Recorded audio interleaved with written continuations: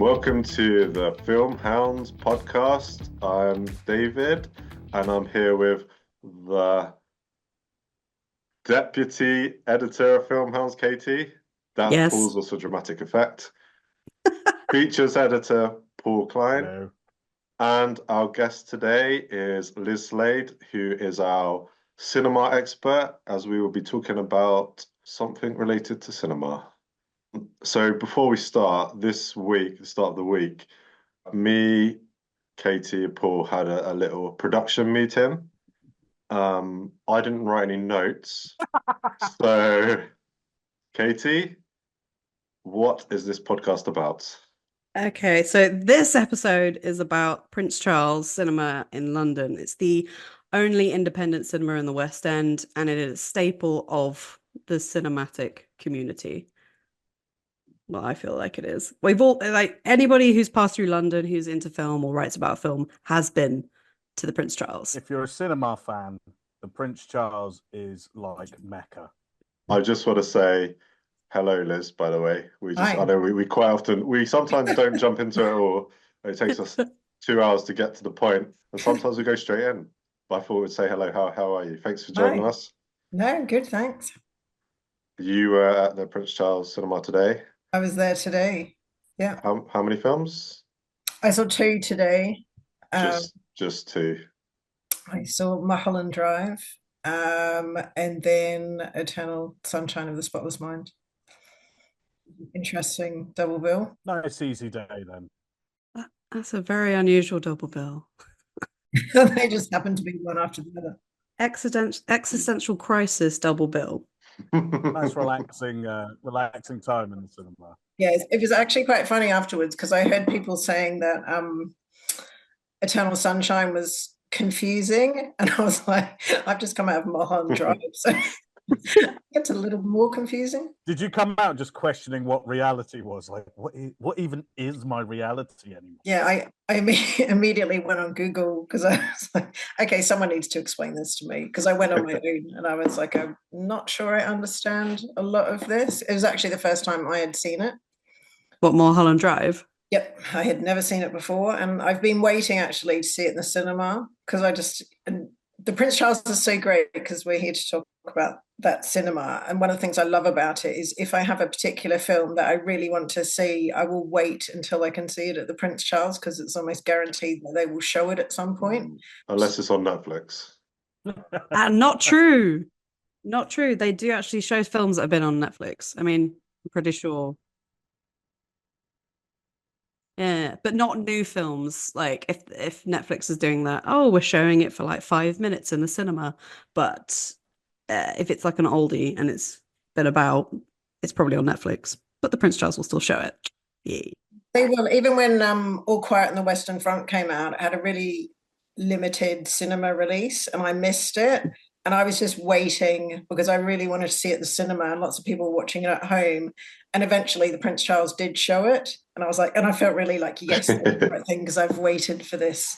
And it was totally worth it, seeing it on the big screen. I think there's certain films that you do just want to see there. Like, I don't know if they've shown, like, I think one of the perfect things would be if it was Knives Out, for me personally, murder mystery fan, Knives Out and Clue. That's a good double bill. I would totally watch that. Have you ever done the what's it called? Request. Murder She Wrote? Have you ever done the Murder She Wrote? No. Yes, Along. Murder Have She you Wrote done that? Along. Yeah, that guy's Former- great. Former editor-in-chief Jasmine Valentine, big fan of the Murder She Wrote solve-alongs. Remind me how that works. Wow. How does it work being the former editor-in-chief? She was Oh, the all right. editor-in-chief and she left. Paul's never going to get over this. Yeah, He's I know. never going to get Don't cry, Paul. Don't cry. It's our first tangent. Here we go. No, he's going. He's going. No, to be honest with you, I've never been to a Murder She Wrote. I'm more a Diagnosis Murder guy than a Murder She Wrote. Oh, Dick Van Dyke fan. No. Diagnosis Murder with Dick Van Dyke over Murder She Wrote with Angela Lansbury. Both love them. Legends, but I was always more Diagnosis Murder. Diagnosis Murder Along.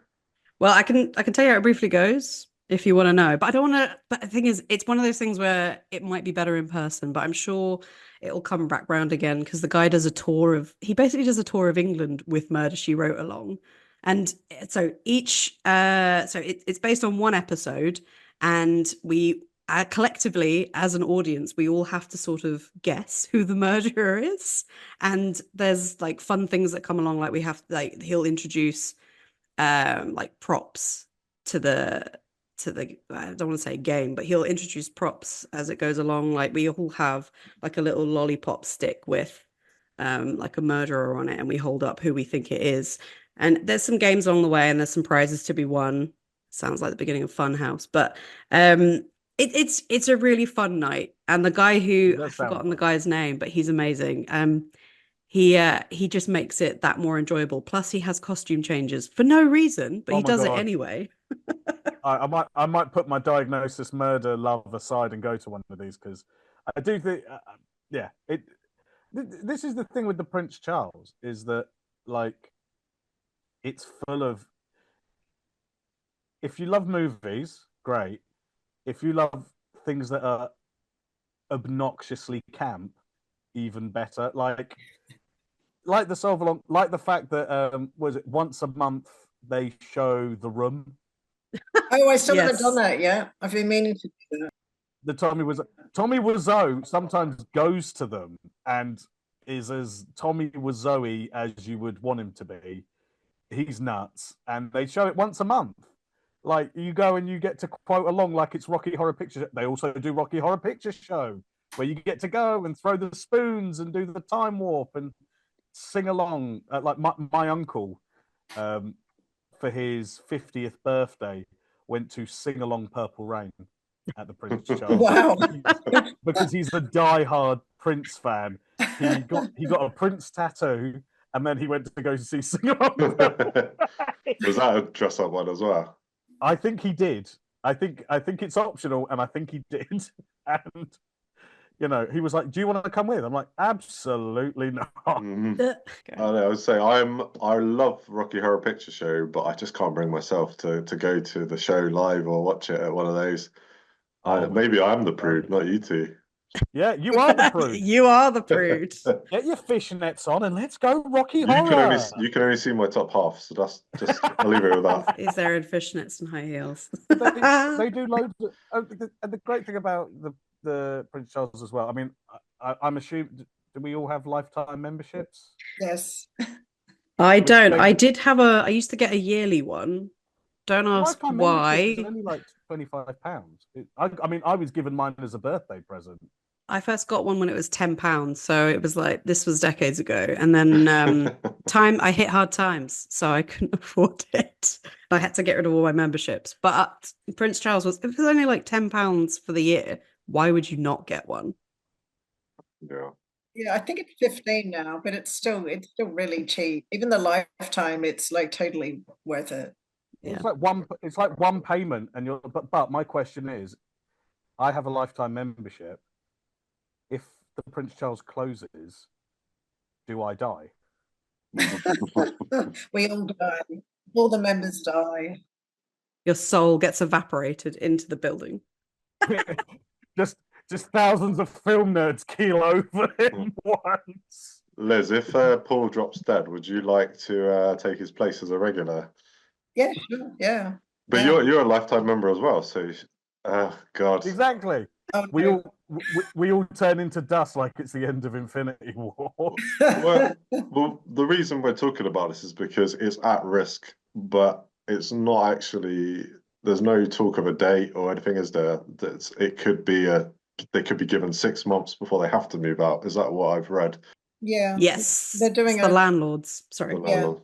Yeah, no, you're right. It's the landlord because they're doing a lease negotiation, and the landlord wants a 6-month break right, which I happen to be a resident former property lawyer here. They can't necessarily insist on, but it can be included as part of the negotiation. Obviously, they're trying to push back on that because they don't want to, with 6 months' notice, suddenly have to close. Yeah. Obviously, no one else wants that either. So, I'm not sure how they're getting on with the landlord, but they've had a petition, which I think When the last time I looked had over 140,000 signatures. It's probably more than that now. And they've got a lot of high profile support as well, as you can imagine. A lot of directors that have had Q&As there and people that have supported them for a long time, like Edgar Wright, have, you know, thrown their support behind them. So, you know, hopefully they'll be fine. Hopefully. Because it's one of those things, like, I think when I was sharing it, going like, everyone needs to sign this petition, I was just like, please don't let all the independent cinemas just be in the East End or East London. We need something central, please. Yeah, exactly. So that's like a personal plea for me. Well, also, that's what's so great about the Prince Charles is it's in a prime position. And so for anyone who doesn't know, if you are in London's swanky Leicester Square, it's tucked just away, just round the corner from the View and all those sort of things. So it's easy to get to. It's, you know, not to do a promo, but you can get there by bus, you can get there by train, you can get there by tube, you can get there by Boris bike, you can get there by walking. Tram? Get there. Huh? Not tram. Not tram. Not trams. You're Not right. trams. You're right. It is good to have somewhere so central that everyone can kind of get to from wherever part of London they're coming from. So. Yeah. Also, I am an Odeon member, the Limitless, but in that area, there's like 3 Odeon cinemas, or is it? Yeah, 3 right next to each other. It's like, and they all show the exact same films. There's no variety. So I quite often, you know, check the app, what's on in walking distance. Oh, it's the same films. 3 times a day. Luckily, love superhero films, you know, so perfect. But, you know, how many times can you watch a Marvel film? No, Never. exactly. You never need to watch a Marvel film again. Well, there's one just about to come out. Yeah, so Katie's not going to go see it. I'll actually watch it. I'll see it. I watch them all. I don't like them all. I mean, I do love Marvel films when they're good, and some of them are very good. And some of them are not so good. Yeah, like all. So no one's looking forward to Thunderbolts? I am. Not really. Oh, okay. I'm looking forward to Thunderbolts.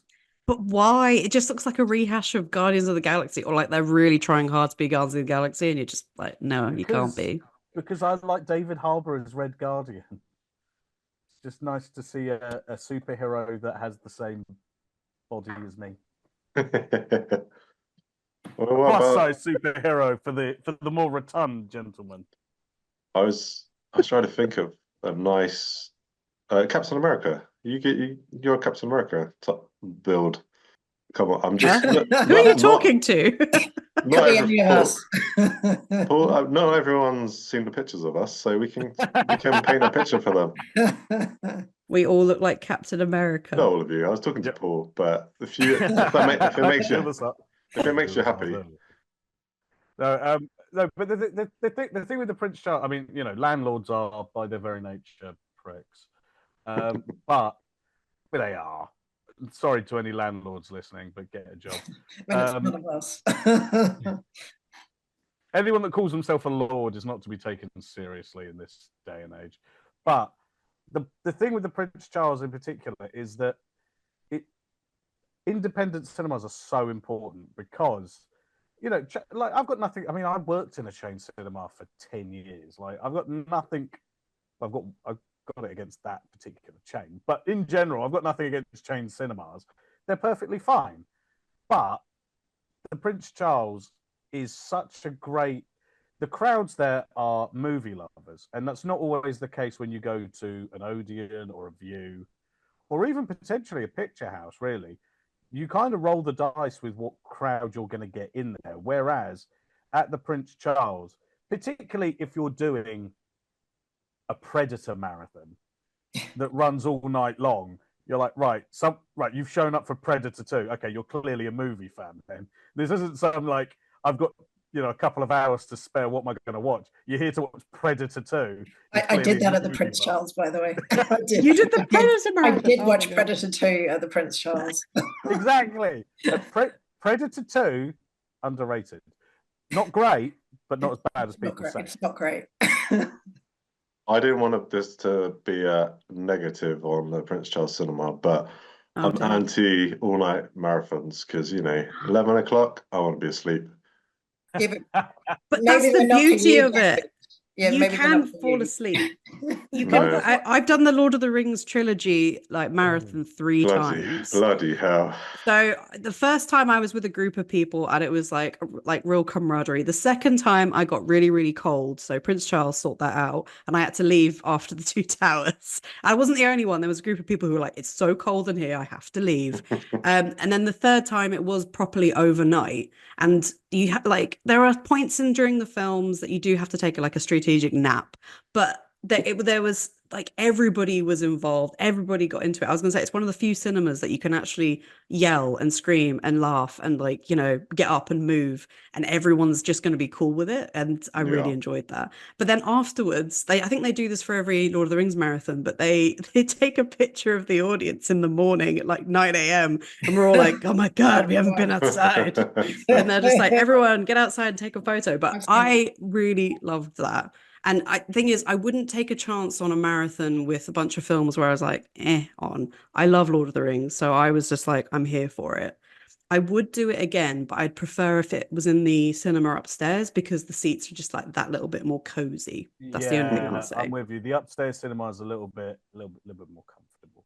But like, I mean, I've done a few marathons, not just at the Prince Charles. I will say, I love you, Prince Charles. I also quite like a marathon at the BFI IMAX because I love the IMAX. If you've ever done the Dark Knight trilogy at the BFI IMAX all night, yes, please. I've done Batman Begins there, but I haven't done the whole trilogy. But that was last year. That was incredible. I've done the whole trilogy in one night. Fantastic. I've also done all 5 Twilights. Oh, see, this is what I'm anti. Twilight. I'm anti-Twilight. Well, I've not seen Twilight, to be honest. Or should I watch Twilight, do you think? Yeah. Just looking at Paul's face when I said that. Sorry, just so you know, I've only seen the first 2 and I saw bits of the other one because I was working in a cinema at the time that they were on. So I got bits of it. Twilight, the first Twilight is legit. Do you know what? You can revoke my Rotten Tomatoes for this. The first Twilight is legitimately great. I don't know. It's legitimately brilliant. Second one is I can feel that RT like tick disappearing as you're saying this. Do you know what? I'll stand by it. New Moon, not so great. Eclipse, really well directed, but the storyline's a bit iffy. Breaking Dawn Part 1, really good. Breaking Dawn Part 2. Well, I've not seen it, so I can't like agree or disagree. But from their faces, you can't. Liz and Katie's faces, they're not agreeing with you. I think people's opinions on these films will look at all your other reviews and say, no, don't trust this guy. He loves Twilight. But you may have just been cancelled. You've been cancelled. Do you know what? Triple cancel me. I also like Wonder Woman 1984. You said this. Yeah, I've heard you say this before. I may be the only person here who's actually read all the Twilight books. I've not read the books. I've read all the books and I've seen all the films, but this was a while ago. I haven't actually rewatched. I did read the books. The great thing about the Prince Charles, to get back on subject, someone had to go at me for going on tangents, is no with like the all-nighters and the double bills and the triple bills. I think that's also great because with them you're getting a group of people like Katie was saying that love it.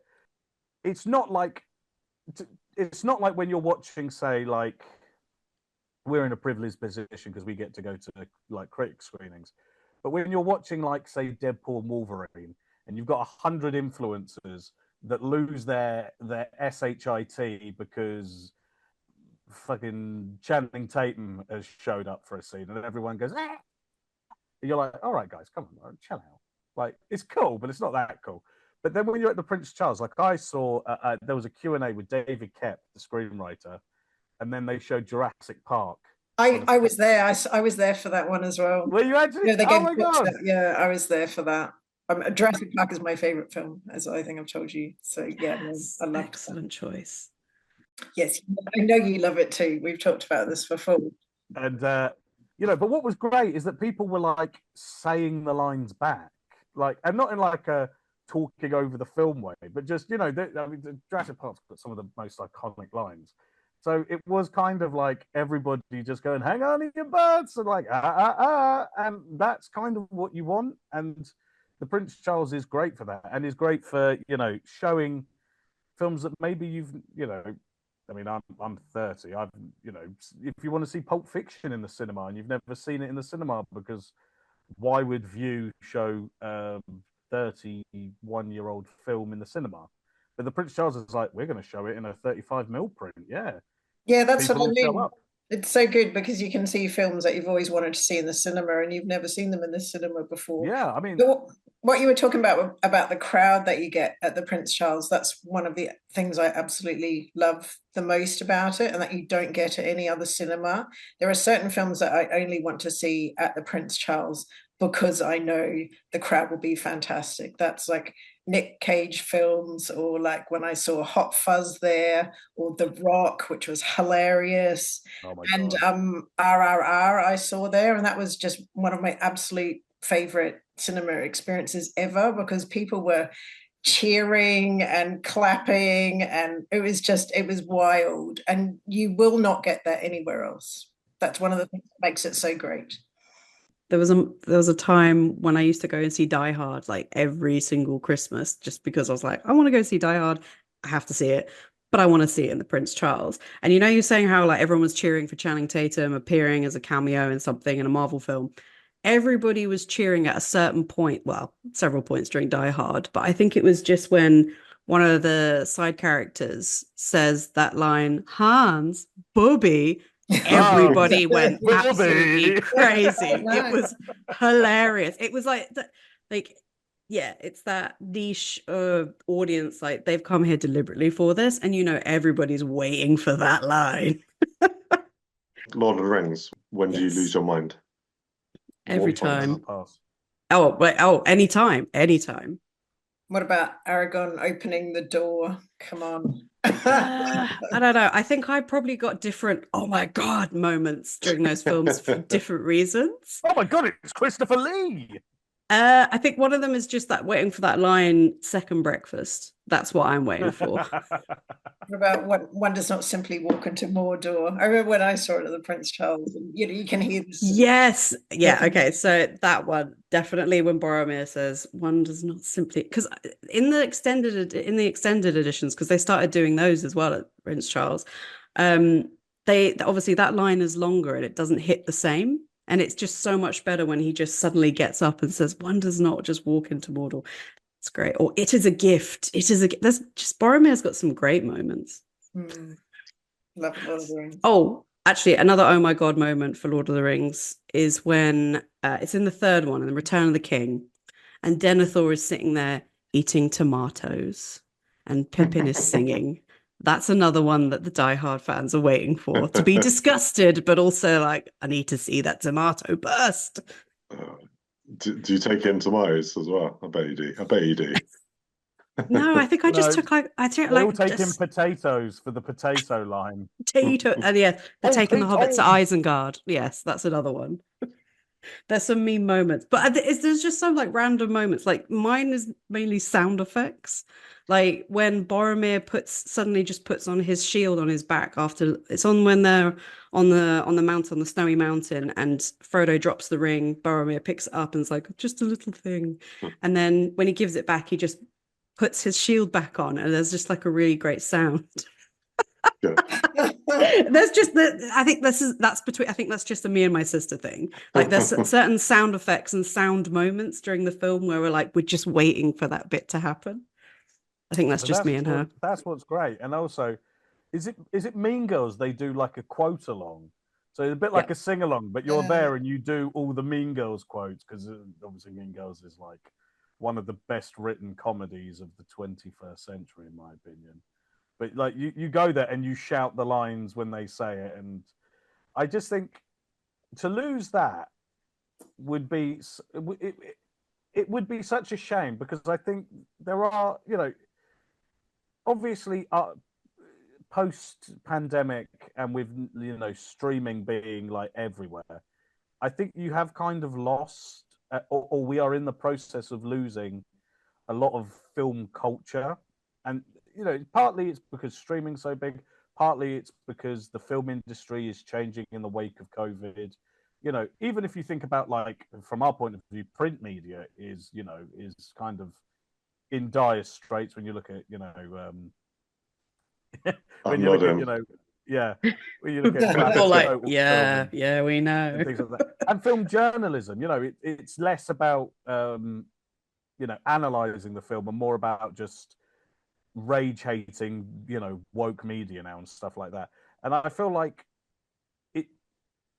the thing that's going to get people back into cinemas and will boost cinema culture is things like the Prince Charles, where it's like, do you love movies? Yes. Do you want to watch a really old movie that you love? Yes. Will you travel to central London? Yes.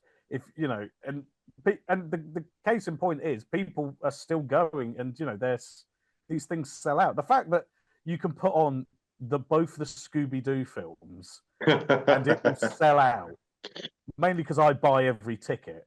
So I can sit in silence and just cry and go, I love this film so much. But like, when they show the double bill of Scooby-Doo on a Saturday night, people will go to see these movies. They're on TV all the time, but people want that experience. And I think the Prince Charles gives you that in a way that, Odeon and View and things like that talk about, but don't actually monitor. Once you get in the screen, they don't give a shit. Whereas the Prince Charles actively does. Yeah. I think that's so vital, especially if you're going to discover, like, The Godfather for the first time, and you're like, Joe, I've never seen The Godfather. I'll go see it in the cinema at the Prince Charles. It's like, that's like the perfect way to discover a movie. And like, every year when I go to the Prince Charles to see It's a Wonderful Life at Christmas, I'm like, this is so beautiful. This is the most beautiful film in the world. I was going to say, I feel like the chain cinemas do try and emulate what independent cinemas offer, which is like a more curated program. And well, basically more variety than just like the latest blockbuster. And maybe you'll get an independent movie in there. But I've noticed that some chains are like, oh, come do this marathon, do this special screening. And it's just sort of like, I know what you're trying to do. You're trying to make money, I get it, but they can never really emulate like how independent cinemas in general. So it's not just Prince Charles, there are others that do this too, but it's like a special experience rather than just going to a chain. Because it's a cinema, like Paul said, it's a cinema for film lovers. So you do get a certain type of crowd there, and you do get a better behaved audience. Like, I think I've only told someone off at the Prince Charles once, and at the Odeon multiple times, because the Odeon is, those big chains are the absolute worst for people being on their phone or talking something seriously annoying. That hardly ever happens at the Prince Charles, because of the type of people that go there are people that are really into movies and they want to watch the movie. Is it true that, like, I assume the people that work there are deciding what they put on and when? Because did I read that View are doing their schedules by AI now, so they know when people are going to come and the order they're doing it? They should actually have a human doing that job, but I guess that person's now unemployed, sadly, by the sound of it, if they get an AI to do it. But they usually have film bookers and film programmers for the chains, for the smaller chains as well. Yeah. But if AI is doing it, who knows what you're going to end up with? You have stuff being shown at a really crap time. Like, I don't understand. Like, personal gripe is, why is a film being shown at 8:30? Why isn't it on at 7 when people have arrived back from work and now they can go to the cinema? But it's always like 5:30 and 8:30. And you're like, this is so inconvenient. And why are horror films not shown at in the day? 11 a.m. Exactly. I want to. Exactly. I would have loved to seen. Okay, Paul, I know you don't like it, but I would have loved to seen Longlegs at 11 a.m. That would have been great during the day. To be fair, I did see Longlegs at about midday. Like, I did go to a View and I saw Longlegs at midday, and weirdly, that's unusual. It not only was that unusual, it was quite busy. Like, it wasn't in the biggest screen at my local View. It's in one of their smaller screens, which didn't shock me. But I was like, oh, I'll be the only one in Longlegs and I'll eat my sandwich and enjoy this film. And then I'm like, there was like a group of like teenagers, whatever. I was a bit like, were you bunking school? And then I hope you check the ID. there was like a couple of other people them off. there, and then what was even better is these two old biddies walk in. These two old ladies that were about 80. I was like, I don't know. Are you looking for?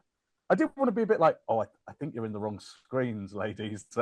This is Longlegs. This isn't like whatever, like whatever drama film was out. And then they were like, this is the Nicolas Cage scary film, isn't it? And I was like, yeah. And they were like, oh, excellent. I sat down. Old ladies love horror. Like my nan used to love horror. It was weird. They were loving it. They loved it more than me. They were cackling away. They had a great time. I was like, God, these two old ladies are having a great gas. Nothing scares old ladies.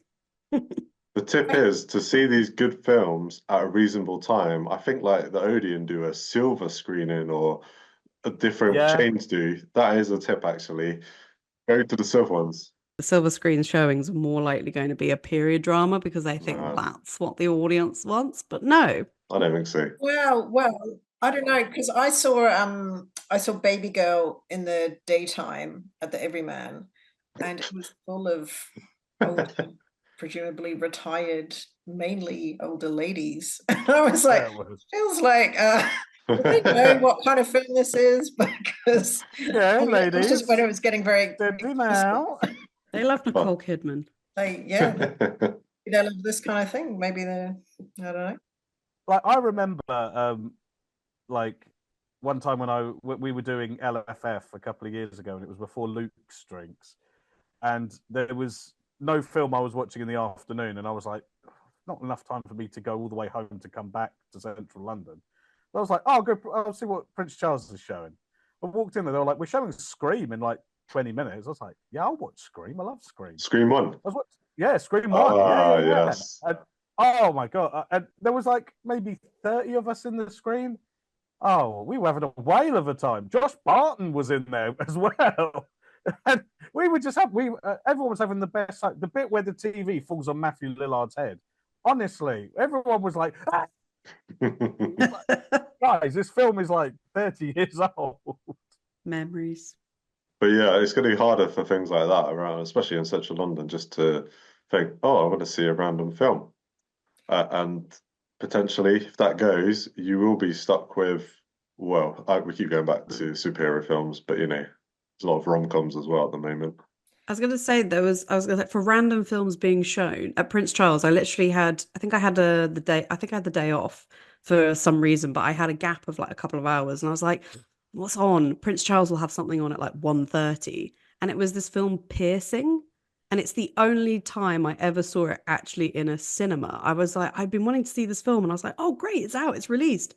Nope, it was just a random screening on that one day in Prince Charles, and that's the only time I ever saw it advertised in London. I could be wrong on that, and someone can tell me, but I only ever saw it then. The Prince Charles was the only place in London that me and my friend could find that was showing First Reformed. Do you know the Ethan Hawke, Paul Schrader film? And it's like the West End has like 10 cinemas, and you're the only cinema showing First Reformed.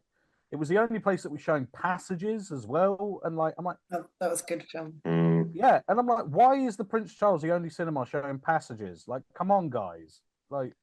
Surely somebody wants to counter program. And the thing with like the crowd, some people are like, I don't like seeing movies with the crowd. There is an appetite to see stuff with other people. Even during COVID, when everyone was in their house, things on like Twitter and Instagram, people were doing watch parties where you'd all put on Scream or Con Air or whatever, and you'd all watch it, live stream yourselves with your friends watching a film together. It's like, so clearly, even in the middle of a pandemic, people are like, yeah, but I quite like watching films with people to do the line. So it's like, well, that's what the Prince Charles does best. And the fact that so many writers, directors, actors think that the cinema is great and they do great Q&As. Like, well, were you talking about the pandemic, Paul? And one of the first, I think it might have been the first time I went to the cinema after it was shut for, was it like 5 months or something ridiculous at one point over the pandemic? So I went to the Prince Charles to see Shaun of the Dead. And Edgar Wright came out and introduced it. And I was Amazing. like, oh, this was amazing. I haven't been to the cinema for months. And it's because he loves that cinema, and they, have shown him there, since his early career. And you just got to randomly see him come out and introduce the film. It was awesome. Yeah. I You didn't see Tenet? I saw Tenet.